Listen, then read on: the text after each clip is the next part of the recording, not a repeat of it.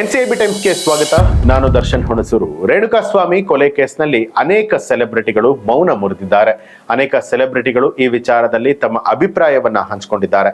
ಇನ್ನು ದರ್ಶನ್ ಬಂಧನ ನಡೆದ ವಾರದ ಬಳಿಕ ಈ ಘಟನೆಯ ಬಗ್ಗೆ ಉಪೇಂದ್ರ ಅವರು ತಮ್ಮ ಅಭಿಪ್ರಾಯವನ್ನ ಹಂಚಿಕೊಂಡಿದ್ದಾರೆ.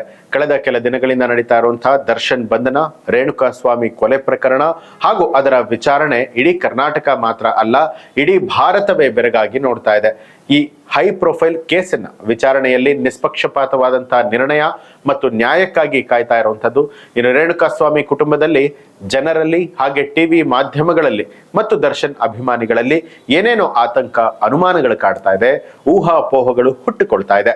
ಈ ಬಗ್ಗೆ ದರ್ಶನ್ ಯಾವುದೇ ಕೇಸ್ ಆದ್ರೂ ಕೂಡ ಅಥವಾ ಈ ಕೇಸನ್ನ ವಿಚಾರಣೆಯ ವಿಡಿಯೋ ಏನಿದೆ ಆ ದಾಖಲಾತಿಗಳನ್ನ ಮತ್ತು ಸಾಕ್ಷಿಗಳ ಎಲ್ಲಾ ವಿವರಗಳನ್ನ ಆಗಾಗ ಪೊಲೀಸರು ಸಂಬಂಧಪಟ್ಟಿರುವಂತಹ ವ್ಯಕ್ತಿಗಳ ಕುಟುಂಬದವರ ಜೊತೆಯಲ್ಲಿ ಹಂಚಿಕೊಳ್ಬೇಕು ಮತ್ತು ಅದು ಕಾನೂನಾಗಬೇಕು. ಹಿಂದೆಲ್ಲ ಪೊಲೀಸರು ವಿಚಾರಣೆಯ ವಿವರವನ್ನ ಬರೆದು ದಾಖಲು ಮಾಡ್ತಾ ಇದ್ರು. ಈಗ ತಂತ್ರಜ್ಞಾನ ಸಾಕಷ್ಟು ಮುಂದುವರೆದಿದೆ, ಎಲ್ಲವನ್ನ ಕೂಡ ವಿಡಿಯೋ ರೆಕಾರ್ಡ್ ಮತ್ತು ಲೈವ್ ಸ್ಟ್ರೀಮಿಂಗ್ ಮಾಡಬಹುದು ಅನ್ನುವಂತ ಸಲಹೆನ ಕೊಟ್ಟಿದ್ದಾರೆ.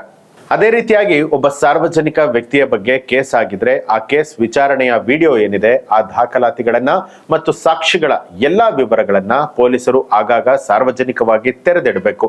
ಒಬ್ಬ ಸಾರ್ವಜನಿಕ ವ್ಯಕ್ತಿಯ ವಿಚಾರಣೆ ಸಾರ್ವಜನಿಕವಾಗಿ ಸಂಪೂರ್ಣ ಪಾರದರ್ಶಕತೆಯಿಂದ ಆಗ್ಬೇಕು.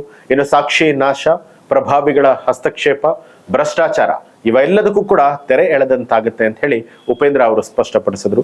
ಇನ್ನು ರೇಣುಕಾಸ್ವಾಮಿ ಕುಟುಂಬಕ್ಕೆ, ಜನರಿಗೆ, ಟಿವಿ ಮಾಧ್ಯಮದವರಿಗೆ ಮತ್ತು ದರ್ಶನ್ ಅಭಿಮಾನಿಗಳಿಗೆ ಮನಸ್ಸಿನಲ್ಲಿ ಗೊಂದಲಗಳಿಲ್ಲದೆ ಪೊಲೀಸ್ ಮತ್ತು ಟಿವಿ ಮಾಧ್ಯಮದ ಬಗ್ಗೆ ಇನ್ನೂ ಕೂಡ ಗೌರವ ಹೆಚ್ಚಾಗುತ್ತೆ ಮತ್ತು ನ್ಯಾಯ ಸಿಗುತ್ತೆ ಅನ್ನುವಂಥ ನಂಬಿಕೆ ಬರುತ್ತೆ ಅಂತ ಹೇಳಿ ಉಪೇಂದ್ರ ಅವರು ಬರೆದುಕೊಂಡಿದ್ದಾರೆ.